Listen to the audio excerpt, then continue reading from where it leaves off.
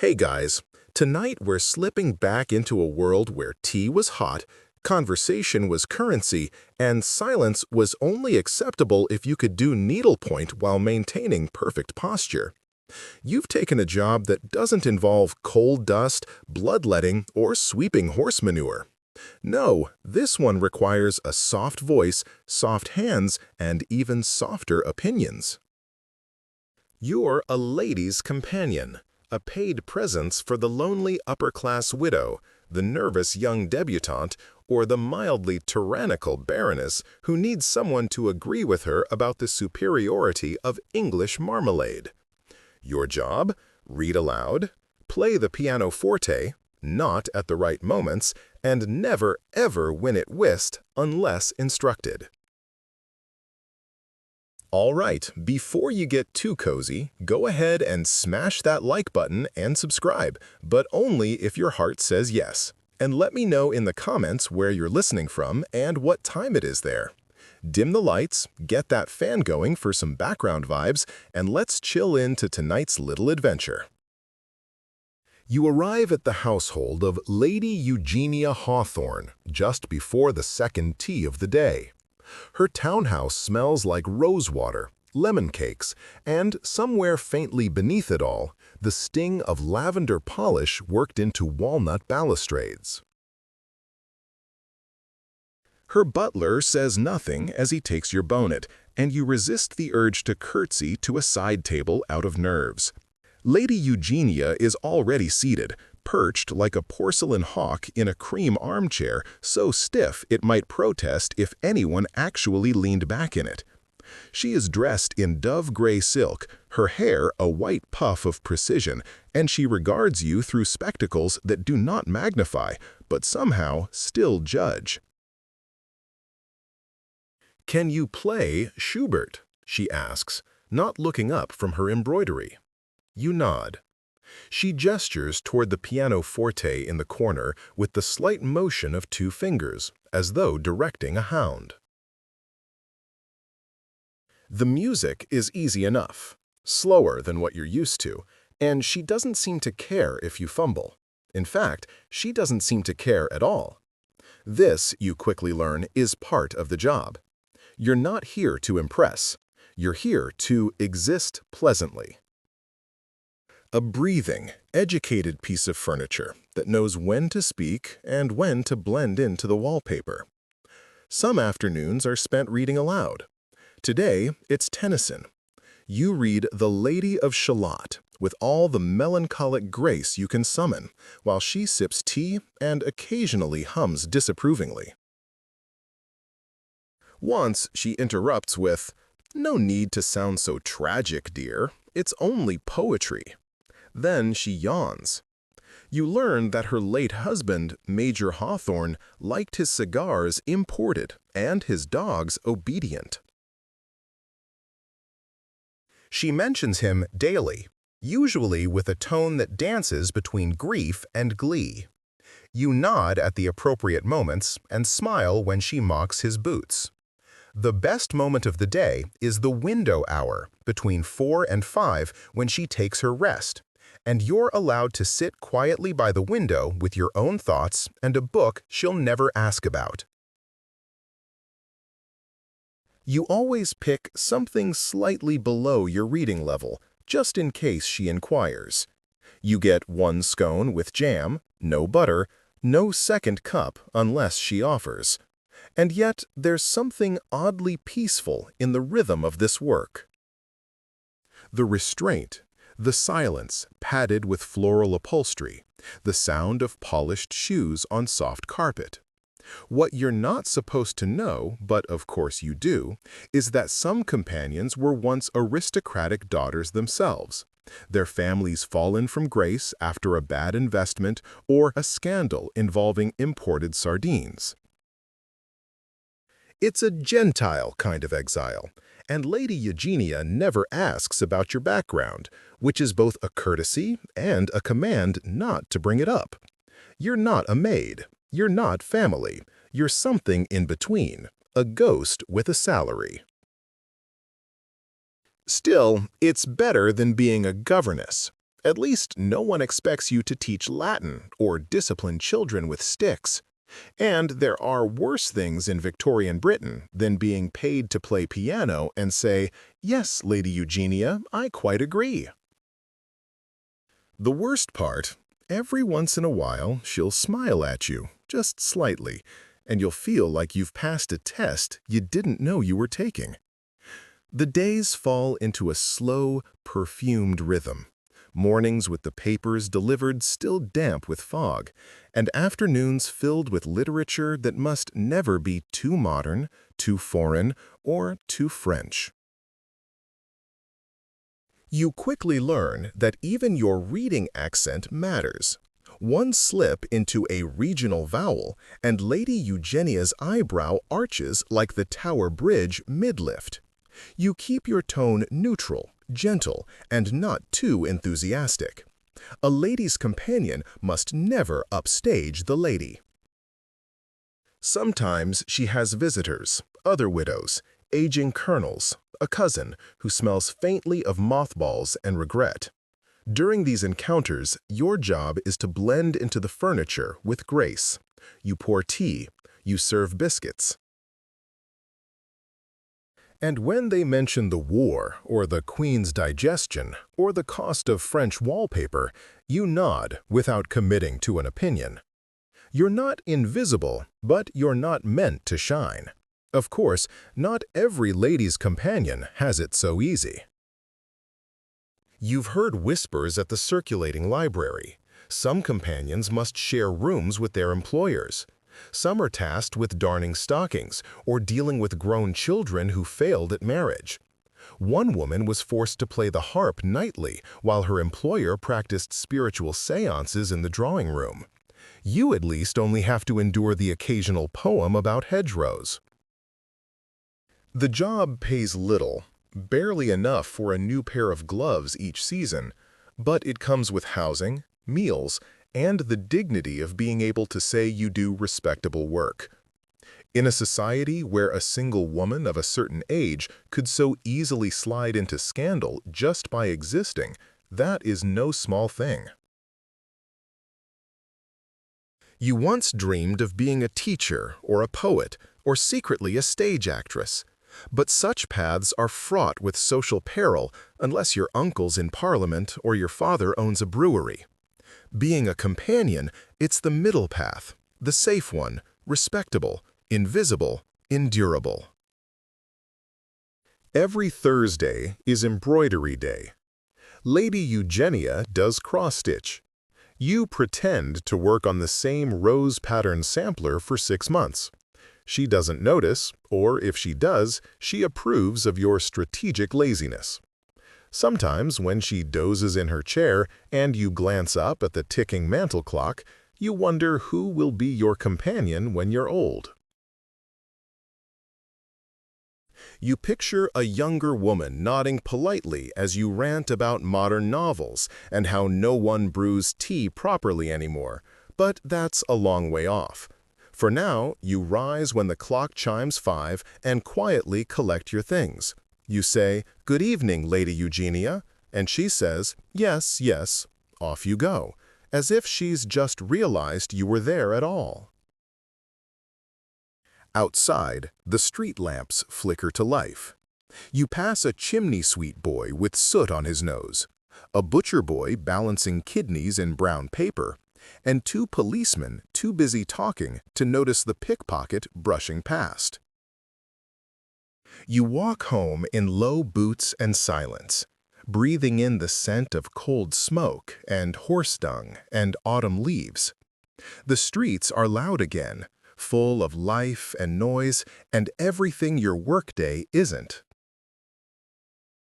And for a moment, just before you reach the boarding house, you smile, because while the world around you spins in soot and scandal, you've carved out your own quiet space.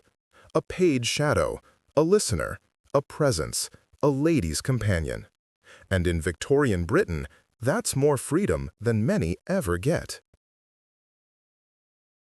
The sign outside the narrow brick townhouse reads, "Dr. Archibald Fenwick, Phrenologist," mind revealed through the skull, in flaking gold paint. You stand before it with your gloves tucked nervously under one arm, wondering how much nonsense you'll have to say today to earn your pay. Then you remember you're not the patient, you're the assistant, or, depending on the client, the expert. The Victorian public has a peculiar appetite for certainty about character, destiny, intelligence, and phrenology. It offers just that, all wrapped up in a polished, ivory model of the human head with neat little regions labeled amenitiveness, firmness, and cautiousness like moral cartography. You step inside and are immediately greeted by the scent of chalk dust, pipe smoke, and lemon polish. The room is lined with glass jars, skulls, yes, but also models, diagrams, and even a shelf of plaster casts from supposedly great men. You're told one of them belonged to a bishop, another, quietly, to a convicted pickpocket. You've learned to speak the language. When a nervous young man asks if he's suited for banking, you gently run your fingers along the ridge above his ear and murmur, "Well-developed inquisitiveness, sir." He beams. Of course, he's meant for finance. When a mother brings in her daughter, round-eyed, curls too tight, manners too practiced, you find the mildest bumps and say, "Strong sense of order and sympathy, ideal for child-rearing or composition." The mother nods, proud and relieved. You never say anything cruel. That's Dr. Fenwick's job if it comes to it. He once told a butcher he lacked moral restraint and shouldn't be trusted around sausage girls. That client didn't return. You do your best to steer the readings with grace. After all, most people just want reassurance. They want to be told they were born good, or special, or justified in their choices. The real artistry lies in reading the face, not the skull. Still, there are believers. Some carry tiny skull charts in their breast pockets. One elderly gentleman brings his phonology calipers and insists on double-checking your measurements. You let him. Then you gently adjust his reading to match the life he's already led. It's not exactly fraud, more like guided interpretation. You've learned to keep a straight face during odd requests. One man asked if his bumps meant he could become a novelist. Another wanted to know if he should propose marriage. A woman once asked, blushing furiously, if phrenology could determine whether her husband's passion had declined due to diet or moral decay. Dr. Fenwick answered that one himself with a surprisingly long monologue about melon consumption. At public lectures, you're the one who fetches the skulls, holds the diagrams, and occasionally volunteers to have your own head examined. You've practiced the surprised but pleased face when the doctor announces your superior ideality. It's performance, yes, but so is half the science of the day. And the Victorians, they adore a performance dressed up in logic. Your favorite part of the day is polishing the ivory skulls in the back room. There's one shaped like a child's head covered in inked labels that have begun to fade. Destructiveness, hope, secretiveness. You trace the grooves with a cloth and imagine what sort of person that head once belonged to, if anyone at all. You suspect some of the models are entirely made up, but it hardly matters because in this business, as in many others, the truth is often less important than the presentation. There are moments, quiet, ridiculous moments, when you almost believe it yourself. Like when a well-dressed widow comes in, convinced her second husband was predisposed to infidelity because of an odd bump on his occipital lobe. She places a tiny bronze bust on the table, supposedly cast from his actual skull. You're not sure if it's real or if she had it made after the funeral out of sheer Victorian drama. Either way, you nod solemnly and trace the spot in question, murmuring, "Indeed." Prominent imitativeness combined with low conscientiousness. It may have expressed itself unpredictably. She gasps as if you've conjured his ghost. Of course, phrenology has its critics. A few newspapers call it a parlor trick, and real physicians, those working in hospitals elbows deep in actual anatomy, tend to scoff. But that doesn't matter much to Dr. Fenwick's clientele. They're not looking for diagnosis. They're looking for identity. And in a world where people are measured by class, coin, and corset, the idea that your skull could tell a hidden truth, that's intoxicating. Sometimes, Dr. Fenwick hosts private readings for fashionable parties. You're instructed to dress neatly, carry the lacquered calibers, and refer to everyone as madam or sir, no matter how many times they call you boy or girl.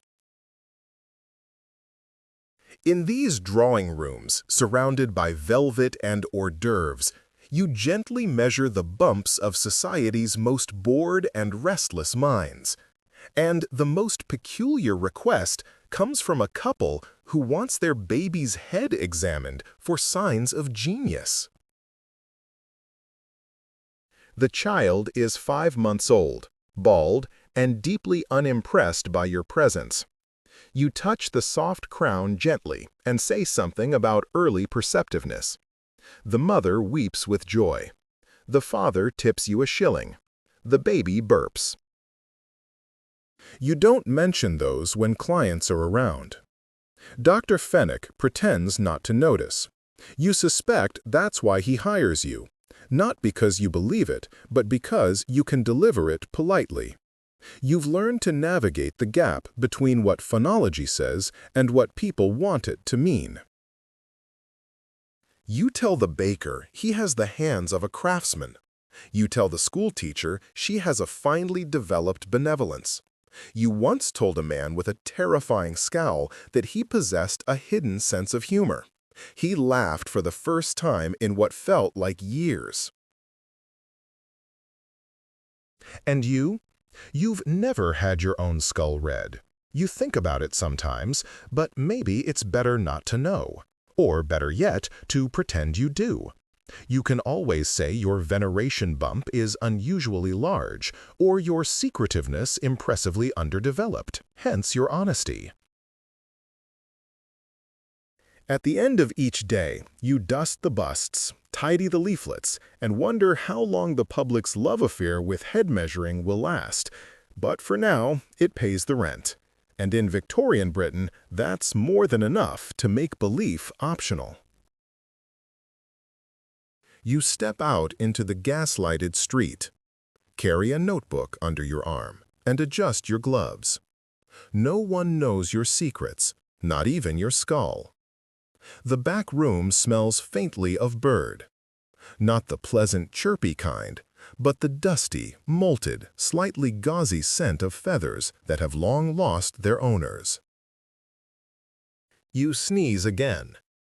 You're standing at your small workbench, which isn't really a bench, but the end of a repurposed dining table covered in spools of thread, snippets of twine, wire loops, and a nest-like tangle of plumage. Welcome to your new profession, feather duster maker. It's more dignified than it sounds. At least, that's what you keep telling yourself. Feather dusters are essential tools in every well-kept Victorian home, especially for those with tall ceilings and expensive chandeliers. Every lady's maid worth her salt uses one to sweep away coal dust, cobwebs, and the vague suggestion of poverty, and someone has to make them. You started apprenticing under a Mrs. Godfrey, a formidable woman with stiff boots and fingers like chicken bones. She knows every feather by touch alone. Goose for softness, ostrich for flair, rooster for stiffness, and peacock when the client wants to feel exotic. Never use swan, she warned on your first day, unless you enjoy being shouted at by rich people. The work is fiddly. First, you sort feathers by length and color. Some arrive still half attached to their former owners, and it's your job to gently pluck them clean. No one wants a duster with downy tufts or a hint of, well, origin. Then comes bundling, selecting just the right number of inner, middle, and outer feathers for the desired puff. The finest dusters are full and fluffy, their shafts wired together with near-invisible twine, wrapped with black velvet tape at the handle. A brass cap finishes the end, sometimes engraved if the buyer is particularly fancy. These go to Kensington or Parliament or Lady Someone or other with a monkey and a footman. Yours at first go to servants' halls, but you're learning. Your hands smell of starch, glue, and wood polish. Your nails are perpetually rimmed with dust, and you've developed a peculiar sensitivity to the sound of feathers rustling. Now you can tell if one's cracked just by the way it brushes your sleeve. It's quiet work. No customers shouting, no one breathing down your neck, just the occasional visit from Mrs. Godfrey, who inspects your bundles like a hawk judging a nest and either nods silently or rips the whole thing apart with a single flick. Try again. The left wing's heavier than the right. Still, you find a kind of peace in the symmetry. The way goose feathers naturally curve, how rooster quills bite a little more into the binding. There's something satisfying in creating order from scattered fluff. You once asked Mrs. Godfrey how she got into the trade. She looked up from her wire spool, blinked, and said, "My mother made parasols. I made the leftover bits into brushes. The brushes paid better." It wasn't exactly the inspiring tale you hoped for, but it was honest. Every few days, a boy from the millinery next door pops in to trade feathers. He always smells faintly of perfume and starch. One time, he offered you a bundle of jet-black ostrich plumes in exchange for 3 good turkey wing bristles. You bartered like a sailor. You won. The duster you made from those plumes sold the next morning. Mrs. Godfrey didn't say anything, but she let you work at the front table that day, closer to the window, closer to respectability. When your fingers grow tired from tying, you switch to trimming. Each duster gets a haircut, snipping flyaway filaments, straightening the edges so that the whole thing looks composed, uniform, elegant, like it was grown that way on some magical, symmetrical bird. You've developed a little ritual. Tap the base twice, rotate it once, trim clockwise. That way, even if the morning's been all chaos, chickens tangled in string, a delivery of turkey feathers that smell suspiciously like yesterday's stew, you can still feel like something in your world is neat. Sometimes, rich ladies come in themselves. They call you girl, even if you're 25, and ask questions like, "Do you have anything in lavender ostrich?" Or, "Would this match the drawing room sky blue palette?" One even brought a piece of curtain fabric to compare hues. You held up a bundle of pale mauve goose feathers, and she said, close enough," before paying with an ivory-tipped cane and leaving. No thank you, no goodbye. But it was your first sale above the servants' floor. You keep the receipt in your apron pocket for a week before finally tossing it. The shop itself is nothing grand. A narrow bay window, a painted sign that simply says "Featherwares" in fading script. But once inside, it's a sea of softness. Ceiling hooks draped with sample dusters, bouquets of plumes hanging like floral arrangements, boxes of bundled feathers tied in brown twine. It's quieter than the seamstress shops, warmer than the blacksmiths, and a great deal less grim than the glue works across the alley where you once saw a man's boot melt slightly into the floor. You've even begun to experiment. A tiny duster made entirely from pheasant feathers, another with a striped handle made of wrapped silk thread. Mrs. Godfrey raises an eyebrow at your flourishes but doesn't forbid them. Not yet. One day, a gentleman with soft hands and a soft voice comes in asking for a gift duster, something unique, something elegant. You show him your pheasant creation and he smiles. "I'll take it," he says. "My sister is quite the cleaning enthusiast." That may or may not be true, but he leaves a silver coin heavier than expected. You tuck it away just in case. And then there are the fringe clients.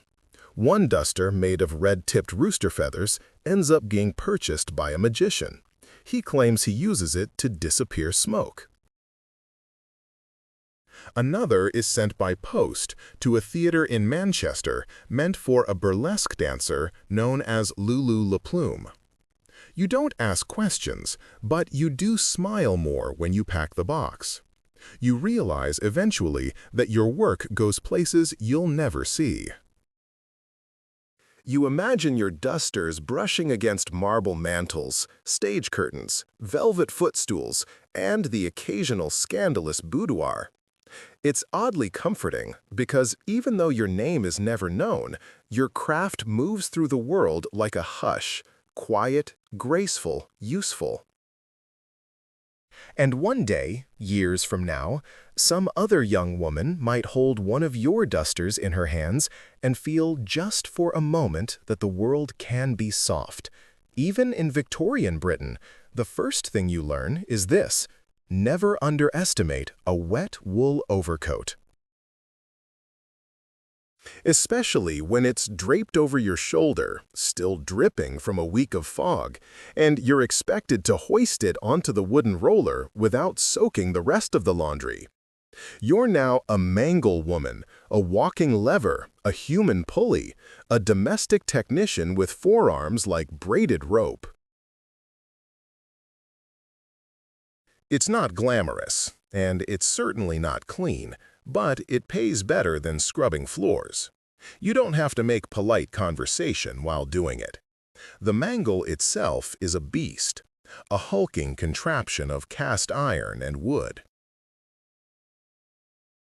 It looks like something that could flatten a carriage wheel if it had a mind to. Two large rollers sit in parallel, turned by a heavy hand crank. Your job is to feed so-wet sheets, shirts, underthings, petticoats, and whatever else the week's wash has birthed through the rollers carefully, smoothly. No wrinkles, no folds, no fingers caught. There's a rhythm to it. Lift, feed, crank, pull. The crank is heavier than it looks, and the rollers squeak just slightly out of sync, always right before they catch a stubborn corner of flannel. Your workspace is a shared laundry room behind a row of workers' cottages. It's warm from the stove in winter, sticky in summer, and always humming with gossip. Most of the other mangle women are older than you. Some are widows. A few are simply quiet souls who prefer wringing linens to wringing necks. Every Monday is chaos. Laundry arrives in great heaving baskets smelling of soap, smoke, and humanity. You take what you're given, check it for hidden pins, and start cranking. Tuesday is quieter. That's when you remangle the damp things that were folded too soon or pressed too carelessly. The woman, 2 stations over, once tried to mangle an oilcloth apron and nearly shattered the handle. You've never let her forget it. There's pride in doing it well. You can tell a seasoned mangle woman by her stance. Feet apart, elbows loose, shoulder dipped just so. It's a dance with machinery. And if you're good at it, the garments come out smoother than a butler's lie. A good pressing means fewer blisters for the ironing girls, fewer scowls from the employers, and if you're lucky, a few extra coins slipped into the seams of next week's bundle. Sometimes people send in strange things. A lace corset stained with red wine, a handkerchief embroidered with initials that don't match the laundry list. Once you mangled a pair of silk trousers so sheer they nearly floated off the roller. You said nothing. Everyone said nothing. The room held its breath and then exhaled into laughter. But the work is hard. Your back aches before noon. Your wrists swell by Friday. The skin on your palms becomes thick, calloused, and often smells faintly of lye. Still, it's yours. Your strength, your rhythm, your handle to turn. And in a city where women are so often reduced to decoration or dependency, being needed for sheer muscle feels oddly dignified. Even if no one ever sees your name sewn into a garment, they see your work. They feel it pressed into every sleeve, every sheet, every fold. By Wednesday, your arms are sore in that specific humming way that feels like both warning and triumph. The ache means you've survived the week so far. It also means you still have 2 more days before you can sit in peace without hearing the phantom creak of rollers in your ears. The mangle, of course, has a personality. Yours is slightly tilted to the left. The crank sticks if you pause too long between turns. It groans on humid days, and once, just once, it spat out a man's trousers with such force they landed in someone's stew pot across the lane. Mrs. Callahan never let you forget it. You've grown protective of your machine. When the supervisor suggests oiling the rollers, you mutter, "Not too much," under your breath, like a warning. Too much oil and the fabric slip. Not enough and your shoulder gets pulled out of alignment again, like last March. The other women share your habits. Rosie hums hymns to keep time. Agatha talks to the mangle as though it's her third husband. Unpredictable, loud, but dependable enough when fed properly. Someone even carved a face into the crank once. 2 dots for eyes and a line for a mouth. You've rubbed it smooth with years of use. Sometimes you dream of being replaced. Not you personally, but your job. A steam mangle, maybe. Automatic, efficient, noiseless. The papers talk of such things in the laundry rooms of the wealthy. But here, in the working-class alleys of Camden, nothing replaces the human crank. Not yet. In your best weeks, you earn enough to buy little luxuries. A spool of ribbon, a pot of rose permadade, a second-hand paperback novel with the corners folded in. You read it late at night by candlelight, your arms draped over the windowsill to cool. You've also learned to recognize your own work in the world. At church, when the vicar's surplice looks especially crisp, you nudge the girl beside you. "That's mine." When you pass the baker's wife and see her apron lying perfectly flat against her middle, you feel a flicker of quiet satisfaction.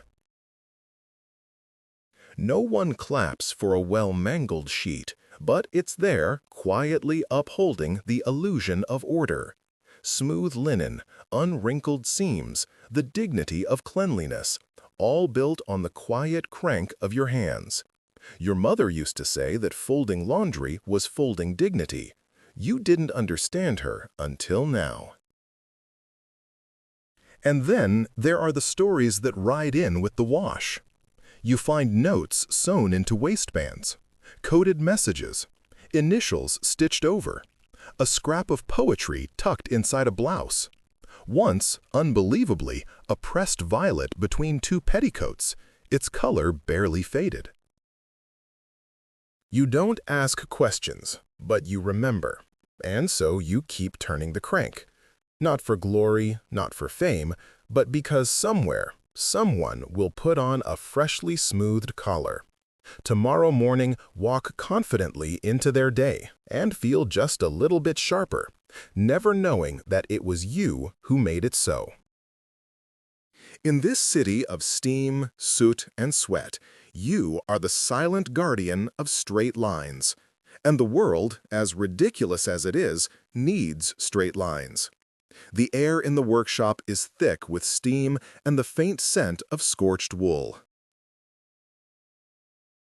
Somewhere a kettle hisses. Somewhere else, someone curses in muffled tones as a whisper of vapor escapes too soon and burns an ungloved hand. You're standing before a long wooden workbench in a room that feels more like a sauna than a studio, surrounded by bowed shelves stacked with felt, straw, silk ribbon, and wooden forms. Today, like every day, you are a hat blocker. If hats are the crown of the Victorian gentleman, then you're the one making sure the crown doesn't sag, tilt, or make its owner look like a softened cheese. Your tools are simple, but ancient in feeling. A kettle, a padded mallet, curved wooden blocks in every imaginable head shape, a measuring tape, a pair of glove-thick hands, and the patience of a saint. The job begins with steam, always steam. You hold the raw, shapeless felt above the mouth of the kettle until it softens into obedience.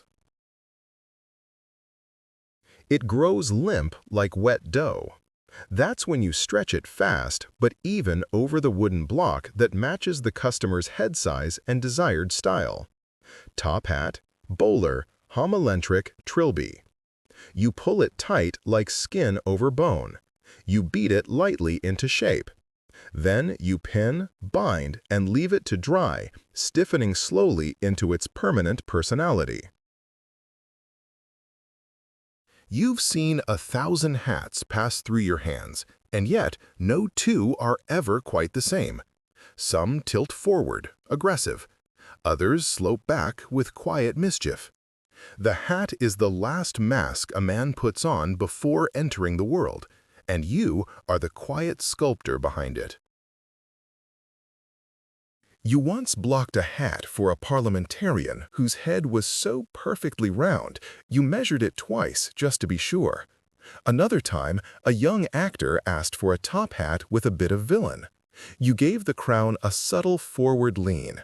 He sent you a ticket to his next performance.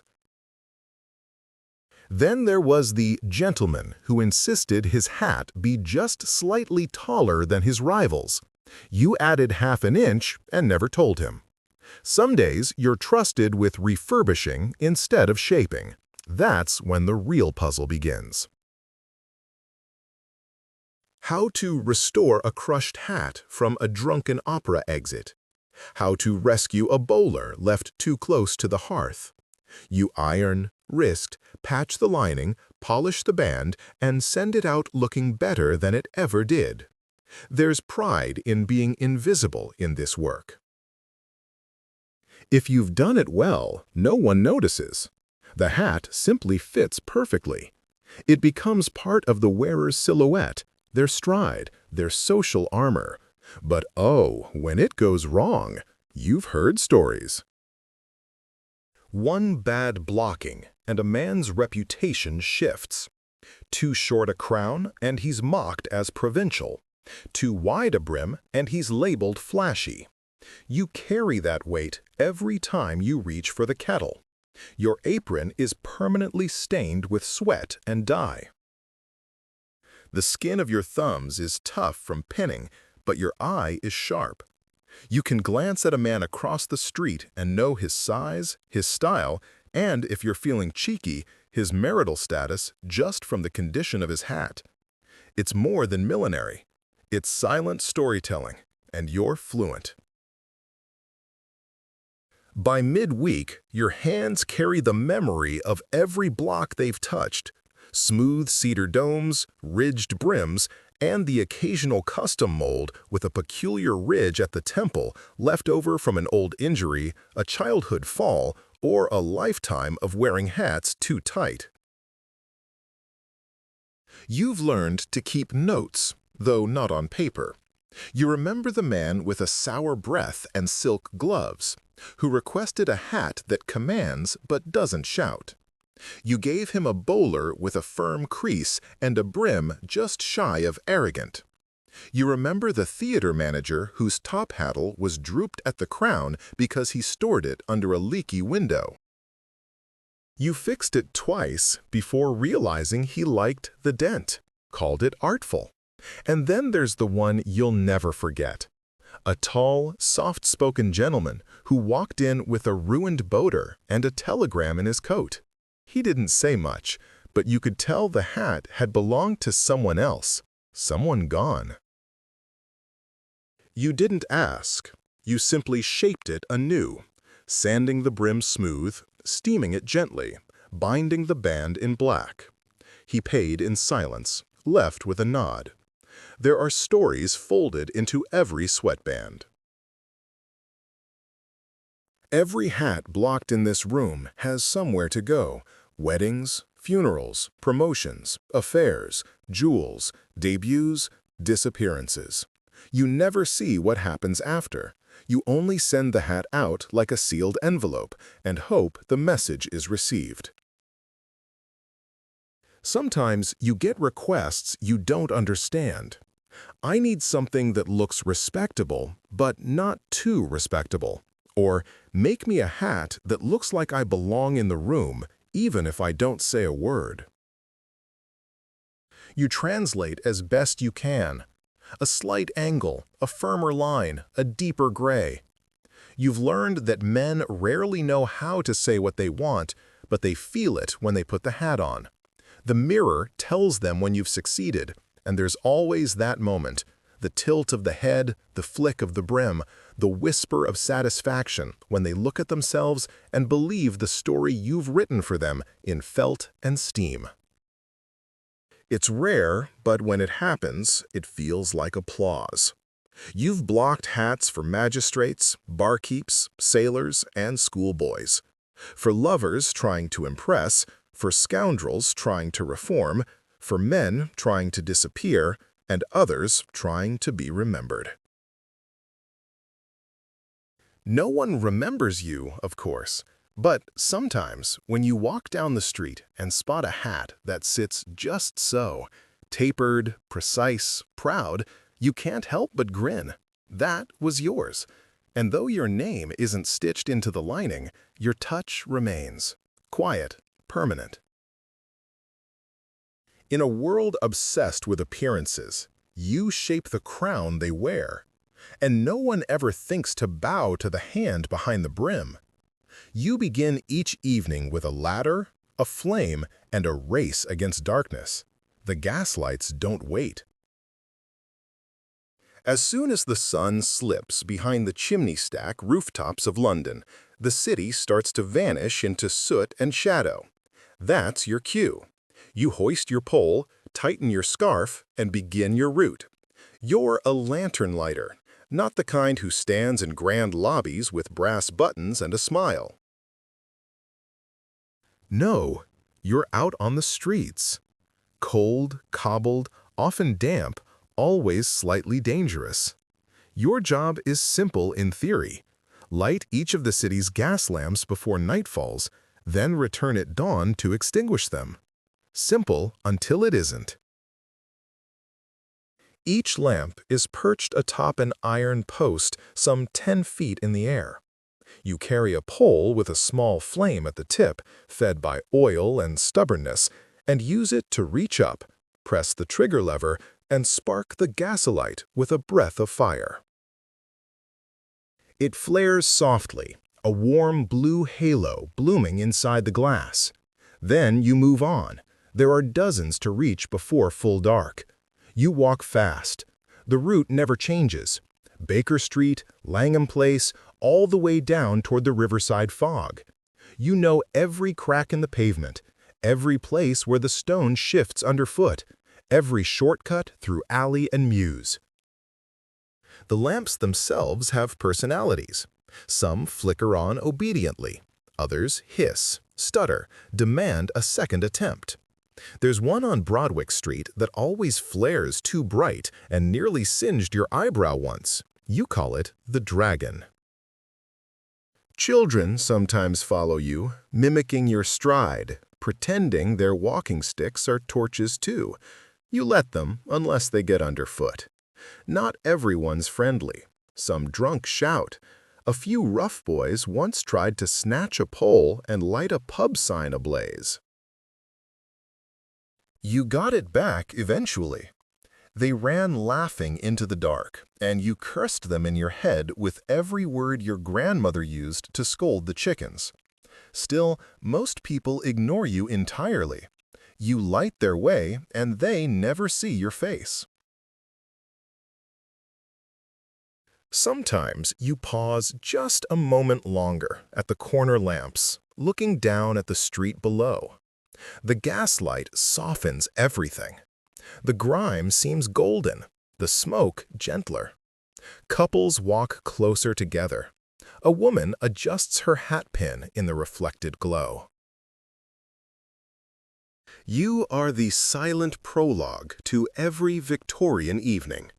Once, on a clear night, you watched a man proposed beneath your lamp. She said yes. They kissed. Then he looked up and nodded to you. You nodded back. Of course, not every night is sweet. Rain turns the iron ladder slippery. Fog makes the lamps harder to find. Wind tries to snuff your flame before it can kiss the gas awake. On bad nights, you return soaked, bruised, and soot-streaked. Your arms trembling from holding the pole too high for too long. But the city is safer, warmer, more alive when the lamps are lit, and knowing you made that happen quietly, without applause, is enough. Morning arrives before the sun. You're already awake, scarfed damp with dew. Boots still damp from the night before. The street is ghostly. Gray fog curling between houses. Shopkeepers yawning as they unlatch doors. A cat stalking something invisible beneath a wagon. Now it's time for the second half of your job, extinguishing. You walk the same route in reverse, the same pole in hand, but instead of fire, now you carry absence. You reach up with the hooked end of your tool, press the little lever that stops the flow of gas, and watch each lamp blink out one by one. The city yawns in its sleep as you dim the stars it borrowed for the night. There's a rhythm to it, a kind of hush. Last night you brought warmth and vision. This morning you gently return the city to daylight one lamp at a time. And yet, despite doing this for years, you still notice the strange beauty of it. How a gaslight dies like a sigh. How pigeons don't stir until the fourth lamp on Great Marlborough Street. How chimney smoke begins to curl upward just as you reach the halfway mark. One morning, you find someone waiting beneath the lamp. A young man with a leather satchel nervously checking his pocket watch. First day at the bank, he says, not really to you. You nod, extinguish the flame, and say, good light to you.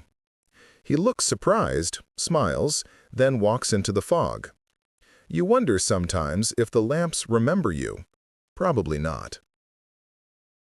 But there are marks, small nicks in the posts from your hook, the faint soot on your gloves that only you can trace from week to week. This is your invisible trail through the city, your signature. Of course, progress waits for no one. There's talk of electric lighting now, arcs of current, filaments and bulbs. Some streets have already converted. Your friend Thomas, who used to cover the east side, lost his route entirely when they rewired the mains. Now he sells matches from a box on Oxford Street. You haven't said it aloud, but you know one day your ladder will stay in the corner. Your pole will gather dust. The lamps will glow without you. But for now, this morning, you're still needed. You turn the final corner, reach the last lamp, and lift your pole one last time. The flame inside flutters once, like it knows the day is here. Then it goes out. The silence is full. You lower the pole, rest it against your shoulder, and in the quiet between the extinguishing and the waking world, you breathe in the sweet, strange honor of your work. Not every job lets you hold back the dark, but yours does, twice a day. It's not even dawn yet, but you're already walking down narrow alleys where the cobblestones still sweat from the night, past houses where curtains stir with sleepers who trust you more than they know. In one hand, you carry a long, slender stick. In the other, a pocket watch ticking like a heartbeat. You are a knocker-up, and it's your job to wake up the city. Not with alarm bells, not with roosters, and certainly not with clocks. Those are expensive, temperamental things reserved for bankers and barristers. No, you wake people the old-fashioned way, with a tap on the window pane. Or, if you're feeling cheeky, a pea shooter aimed squarely at the glass. You have a list in your head, addresses, names, times. Mr. Collings at 4:45 a.m. sharp for a shift at the foundry. The Stevens twins at 5:10 for the bakery. Mrs. Kettering at 5:55 because she needs exactly 15 minutes to lace up, no more, no less. You arrive at each building like a phantom.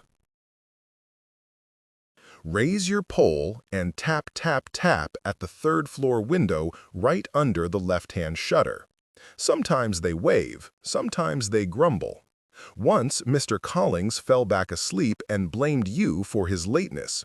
You tapped twice the next day, harder. It's quiet work and surprisingly delicate. Too soft and they'll sleep through it. Too loud and you'll wake the baby, or worse, the landlord. Some windows have tricky spots that don't carry sound. Some are blocked by curtains. One woman installed lace so thick you had to resort to tapping the drain pipe instead. And the pea shooter? It's not a toy, it's a tactical tool. You learned that after the 7th floor family moved in on Pudding Lane. No ladder in the world was going to reach that far. So now you carry a little pouch of dried peas, clean, reusable, and surprisingly effective. You've developed a remarkable aim. Your job makes you invisible in the daylight. No one sees you by noon. They forget. They assume they woke naturally, by instinct, or luck, or some internal sense of duty. But it was you. It's always been you. Once a man tried to invent a system of bells and pulleys to replace your service. It tangled. The cat got stuck in it. You were back by the next morning. Your shoes wear out faster than anything else. The soles go soft from the miles. You tried boots once, but they made too much noise on the stones. Now you wear soft-heeled shoes and carry a pencil to note any new requests. Knock on the frame, not the glass. Or add 5 minutes on Fridays. It's not glamorous, but it matters because you're not just waking people, you're keeping promises. Promises to bakers, butchers, clerks, and chimney sweeps. Promises whispered in tired voices the night before. Get me up no matter what. And you do. Your route weaves through half the waking world. You know which homes creak before their owners do, which windows fog up from kettles just starting to boil, and which doors will open exactly 3 seconds after your knock, like they've been waiting for it in their dreams. You never linger, never greet. That's not part the deal. A proper knocker-up is a whisper, not a conversation. Still, there are the exceptions, like the young apprentice on Barley Row who leaves you a biscuit on Tuesdays. Always wrapped in brown paper, always still warm.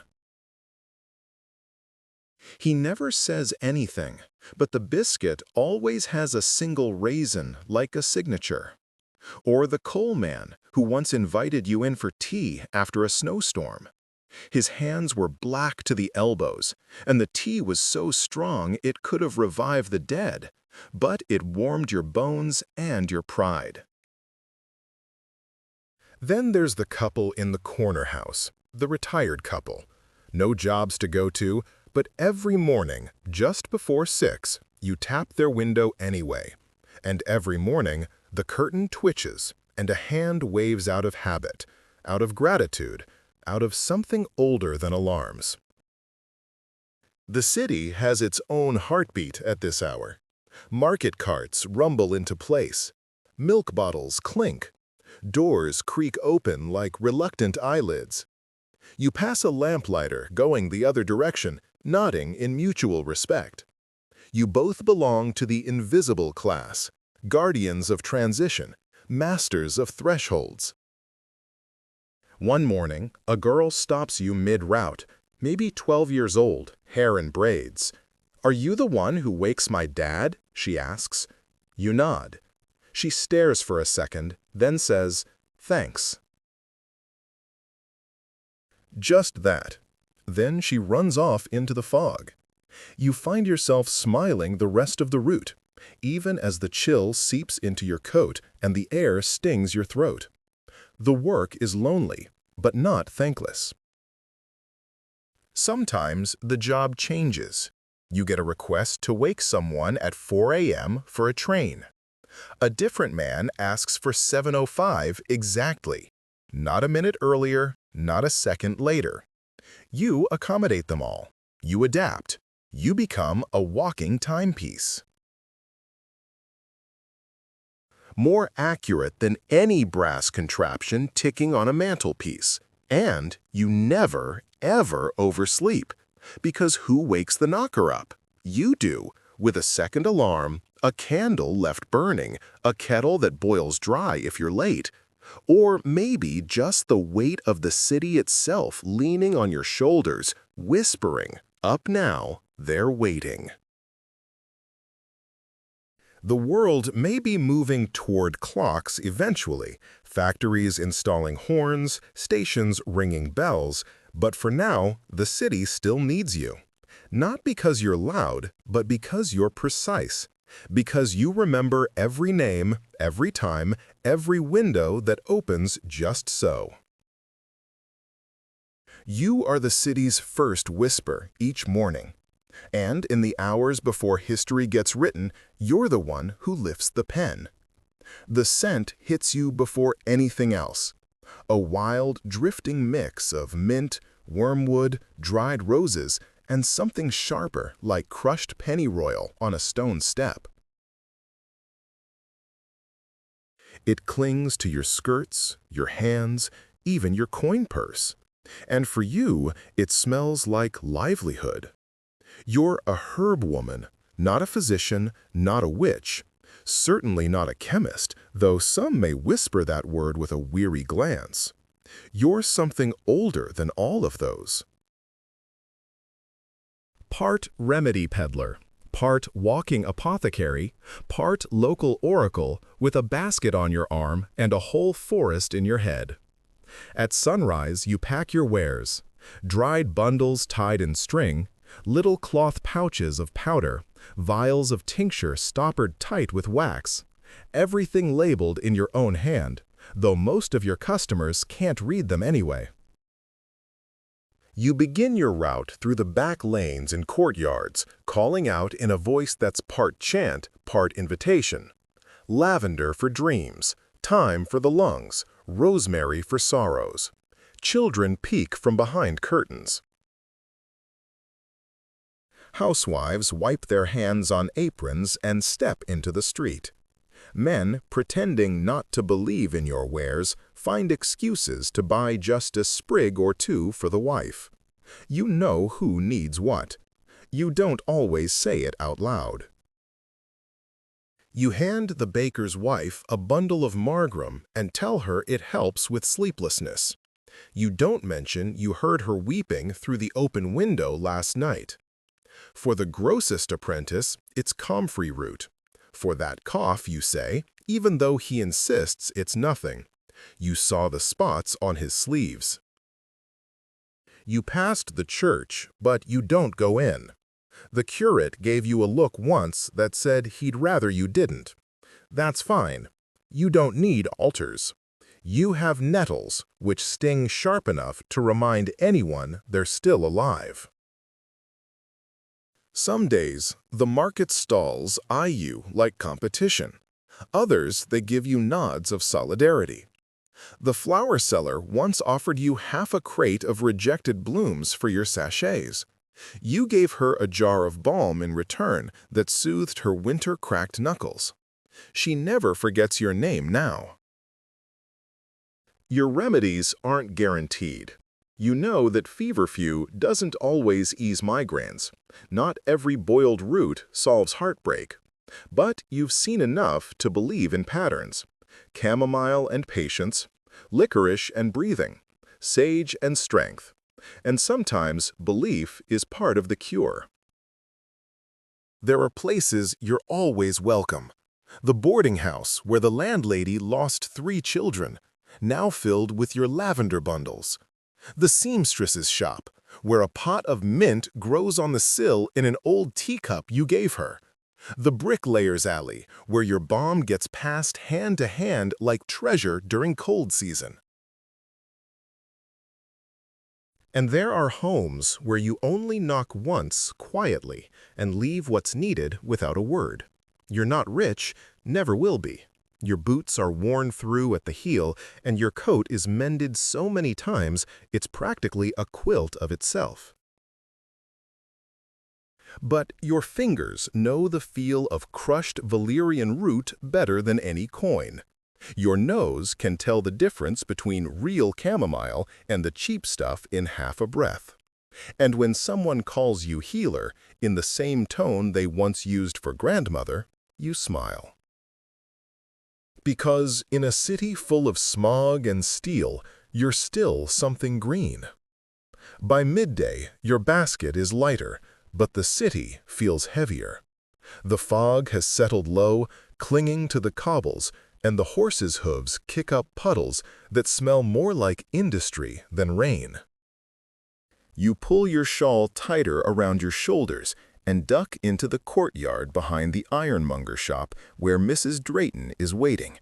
She doesn't say hello. She just opens the door and gestures you inside. Her daughter's been ill again. Nerves. The doctor says she stopped eating. Sleeps in fragments. They gave her lordum, but it makes her see shadows. You reach into your basket without a word and pull out 2 things. A muslin pouch filled with crushed hops, rose and lemon balm for the pillow, and a bottle of your own mixture, chamomile, skullcap, valerian, and just the tiniest whisper of clove. It's not magic. You tell her that it's comfort. It's warmth. It's something to hold on to that wasn't bottled by a stranger in a white coat. Mrs. Drayton presses coins into your hand and says, "Thank you," like it's the only word she's allowed to say aloud. Later, you pass by a row of gentlemen's houses where no one buys your wares. They have their own doctors, proper chemists with stiff collars and silver instruments. Still, you glance at their windows. You wonder what grows in their gardens, if they know the ivy creeping up their walls can be used to ease congestion or irritate the skin, depending on who you ask. Once a housemaid snuck out to buy raspberry leaf for her sister. You never saw her again. You still think about her when you pass that door. You know which herbs heal. You also know which ones don't. Not all of your work is sweetness and balm. There are darker roots in your bag. Foxglove for hearts that beat too wild. Pennyroyal for the kinds of problems whispered behind shut doors. You never sell these to just anyone, but you do carry them, not for harm, for choice. You've seen enough to know that healing in Victorian Britain is rarely neat, never simple, and often denied to those who need it most. As the sun sets, you circle back to your flat, one room, 4th floor, south-facing window, where you dry herbs on strings like prayer flags. The air inside smells like chundula and old books. You light a candle, pour hot water over fennel and mint, and soak your tired feet in the bucket of rosemary. Tomorrow, it begins again. New aches, new faces, new hands reaching for help they don't know how to ask for. But for now, you sit. You sip, and you remind yourself in a world where so much is soot and silence, your hands still know how to coax green things from the earth. You are not a miracle worker. You're not a charlatan. You're a herb woman. And in the right season, and the right home, and the right breath, that's enough. The first note of the tune rolls out like a sigh. Low, lazy, and slightly off-key. You give the crank a half-turn more, and the sound sharpens, brightens, becomes a waltz. The cobbled street responds the way it always does. A few heads turn, a child tugs at a sleeve, someone peeks out from a curtain on the 2nd floor. You're a street organ grinder, which means you make music out of metal teeth and spinning wheels, not fingers and strings. Your organ isn't grand. It's a hand-cranked box about the size of a small dresser mounted on a cart you push from block to block.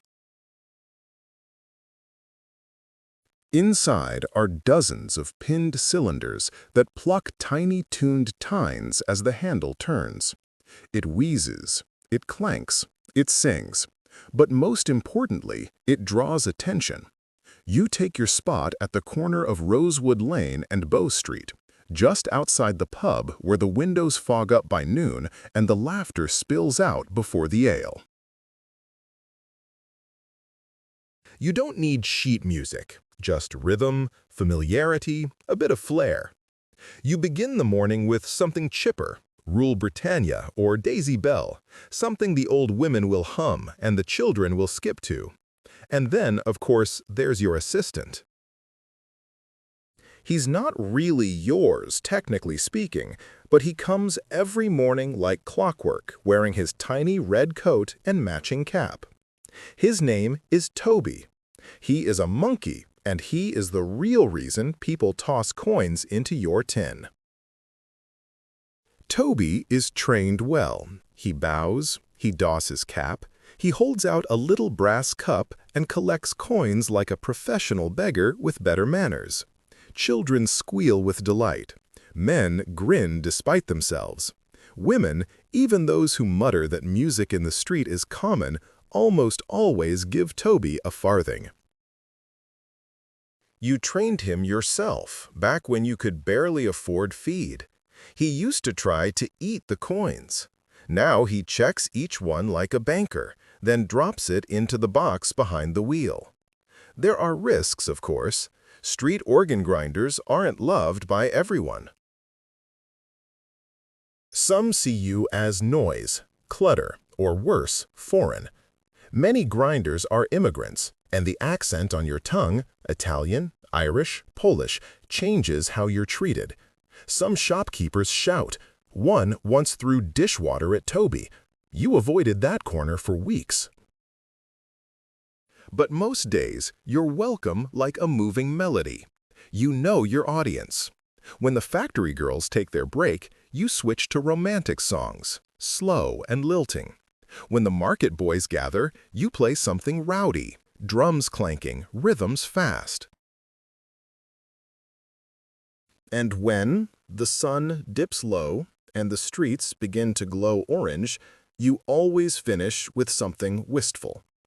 Toby sits on your shoulder by then, sleepy from the day. The music stays in the street long after you leave. Sometimes you'll pass a man whistling your last tune, or hear a little girl singing your melody as she hops along a curb. You smile, though they never notice. You're not a performer in a concert hall. You're not printed on playbills, but you're heard. And in a city where most people walk with their reds down, you make them look up. The streets begin to shift as evening creeps in. The butcher hauls in his signboard. The lamplighter passes by, nodding as he lifts his flame. You keep playing. One last song for the workers returning home. Their boots scuff in the stone with a rhythm your organ almost matches. Toby curls up on the edge of the cart now. Tired but alert, eyes half closed. He's had a good day. His cup is heavy with copper, and someone even dropped in a sugar cube wrapped in waxed paper. He sniffed it, licked it once, and decided it was worth keeping.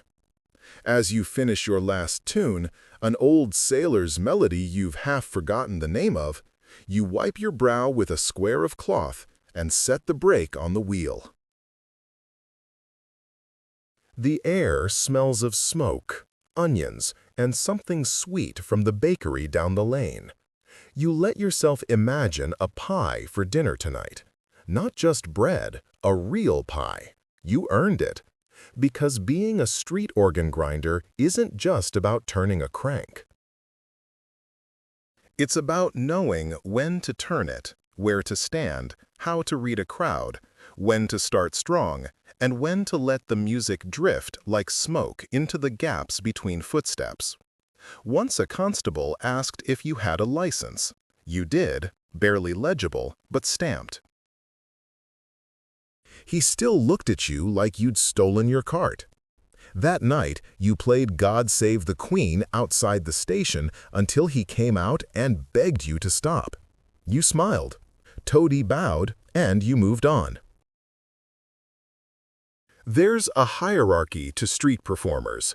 Fiddlers who think they're better, singers who turn up their noses. But no one stays as long or travels as far as the grinders. You've pushed your cart from Whitechapel to Chelsea, from the docks to the edge of Hyde Park. You've seen fog roll in so thick it swallowed sound. You've played through sleet, drizzle, shouting, laughter, and you've never once stopped for silence, unless you chose to.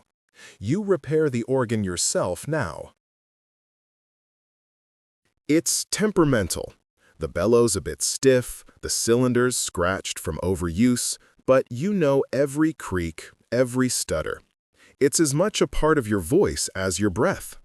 Sometimes you dream of a better one, a painted cart with gold trim, a newer set of tunes, maybe even a trained parrot or 2 monkeys with matching hats. But then again, there's something perfect about the one you've got.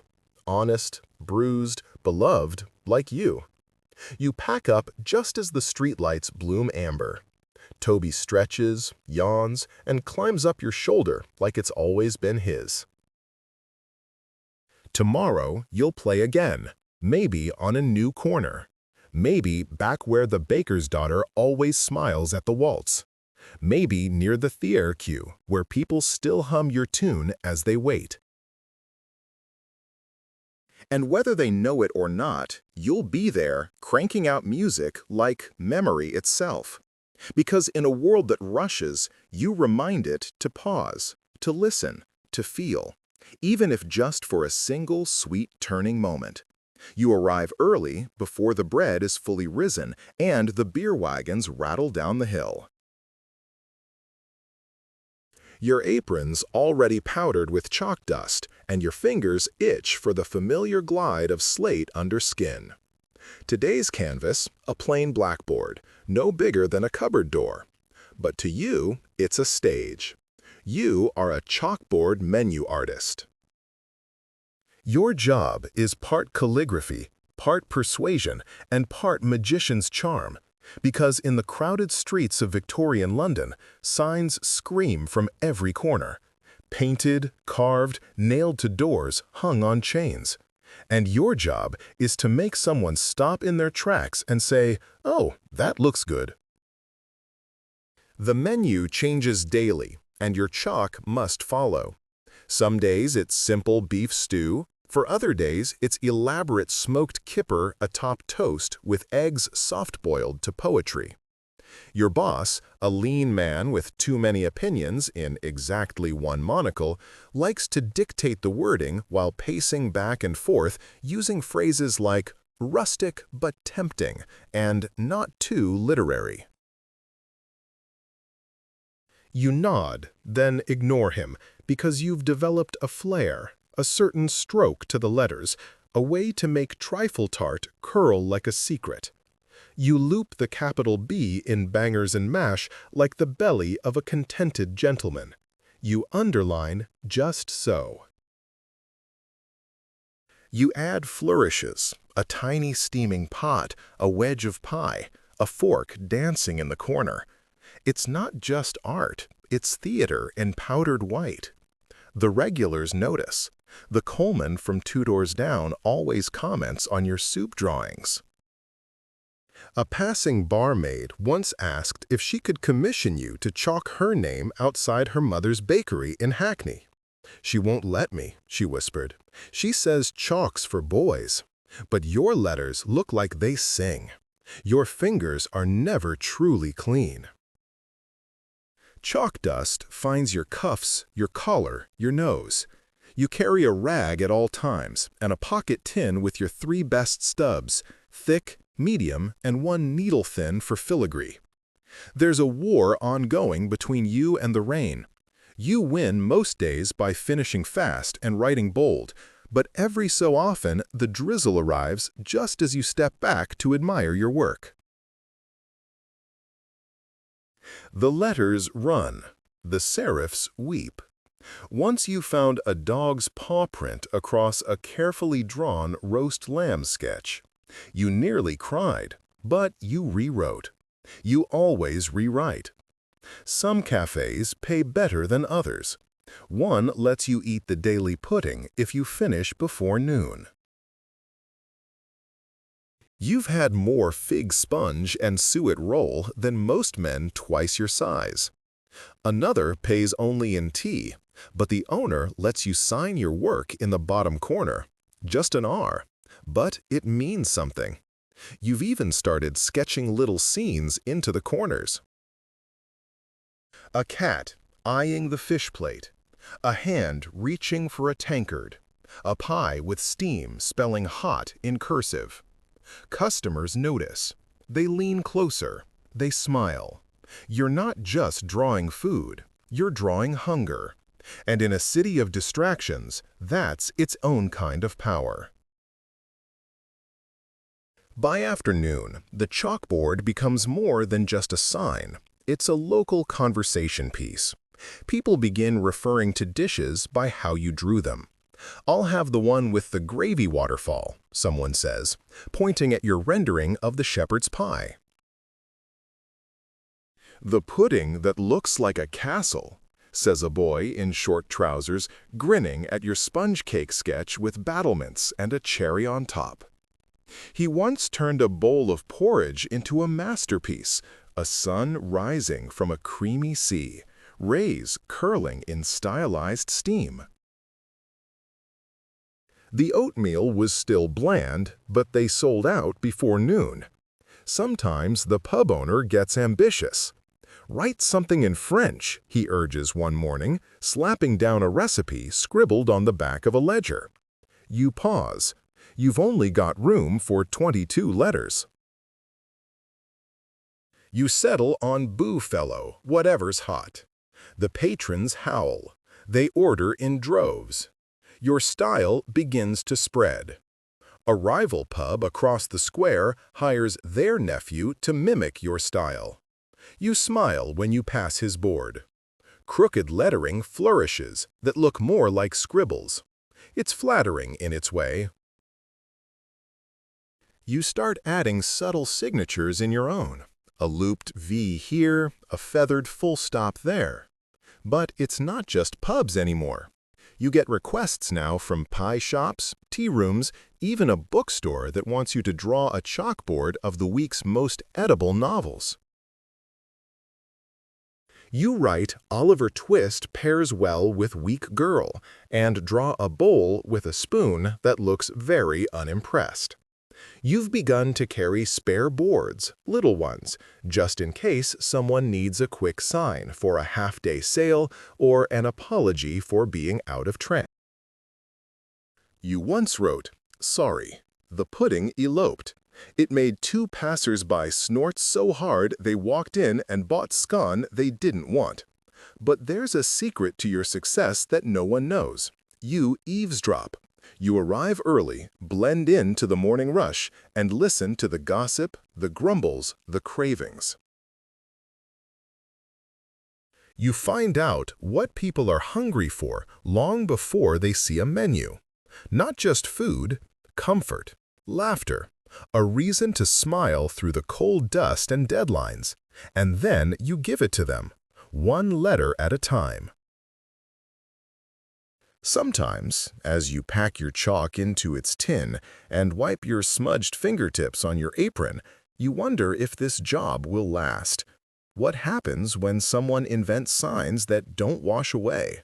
Ink, maybe, or painted boards that don't change, that stay the same every day. How boring that would be! Because your signs aren't just information, they're moments. Little gifts that vanish by dusk and are born fresh each dawn. You are part artist, part messenger, part fleeting poet of the day's hunger. And as you walk home, passing couples still laughing about your doodled goose, you realize something. No one remembers the printed menus, but they'll remember the one with the gravy waterfall, and the pudding that looked like a castle, and the pie that winked at them on their way to work. You've barely finished setting up the striped curtain when the first pair of muddy boots appear in front of you. A boy, maybe 6, clutches a sticky sweet in one hand and a crust of bread in the other. He doesn't blink. He knows exactly where to stand, right in front, first row.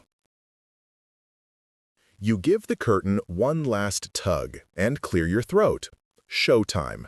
You're a Punch and Duty puppeteer, street performer, voice contortionist, master of slapstick chaos. Your stage is a painted box barely wider than a barrel, hoisted onto a platform with squeaky hinges and hidden compartments. It looks like a colorful toy house from the front. From the back, it's your sweaty little empire of strings, squeakers, and unpredictable laughs. That's the way to do it. Your hand shoots up with Mr. Punch, grinning horribly in his red suit and pointy hat. The crowd cheers. The baby starts crying. Someone throws a halfpenny. It begins. Punch and Judy is no gentle nursery tale. It's mayhem. It's tradition. It's the kind of thing that Victorian parents pretend to frown at while chuckling behind gloved fingers. You slip behind the curtain and crouch into position. One hand operates the puppet, the other scrambles for props. Your voice jumps octaves, switching between high-pitched cackles and deep growls. Judy appears, flapping her arms. Punch bashes the sausage. Judy scolds him. Punch cackles. The baby is dropped. The crocodile enters. The crowd goes wild. Children scream with laughter. Adults shake their heads and pretend not to smile. The baker's apprentice howls. Someone in the back repeats every line a second too late, like an echo with hiccups. You've done this routine 100 times, but it's never the same. The crowd shapes the story. If they cheer for the policeman, he wins. If they boo, he gets walloped with the stick. Once a drunk barrister demanded Punch be put on trial, and you improvised a courtroom scene that lasted 15 minutes and ended with a judge getting flattened by a string of sausages. You don't just perform the story, you wrestle it. The voices take a toll. You use a swazzle, a tiny metal and reed contraption tucked in the roof of your mouth to make Punch's iconic squeal. It tickles your throat, strains your jaw, and has made you sneeze violently mid-line more than once. But oh, that sound, that cackle. It's older than gaslight, older than the penny press. It's the voice of mischief itself, echoing down alleys and into the hearts of children who just want to see someone get hit with a stick and laugh about it. Mr. Punch is no hero. He's a menace. But in a world full of rules, clocks, and lectures about posture, there's something deeply satisfying about a puppet who throws sausages at authority. You learned the trade from a man named Felix who used to perform by the docks. He said, "Timing, my boy. It's all about timing and sausage control." You weren't sure if he was serious, but you've repeated those words before every show since. The rhythm of the crowd becomes your metronome.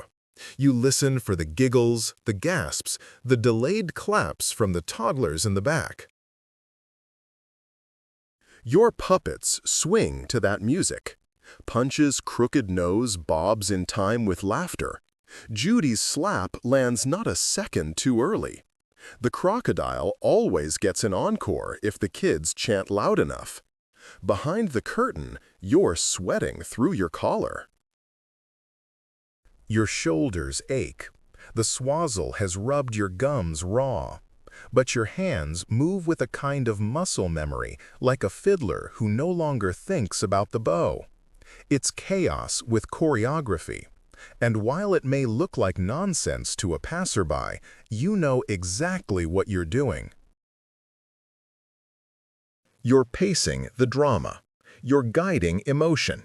You're telling a story with sausages, a squeaky voice, and a puppet that looks like a deranged parnip in a jester's outfit. The best part? For 10 whole minutes, everyone forgets themselves. A housemaid forgets the pile of sheets waiting to be scrubbed. A chimney sweep stops coughing long enough to laugh. A little girl in hand-me-down boots with holes in the toes squeals like royalty. And even the stern-faced men from the counting house smile just a little before hurrying away, pretending they never stopped.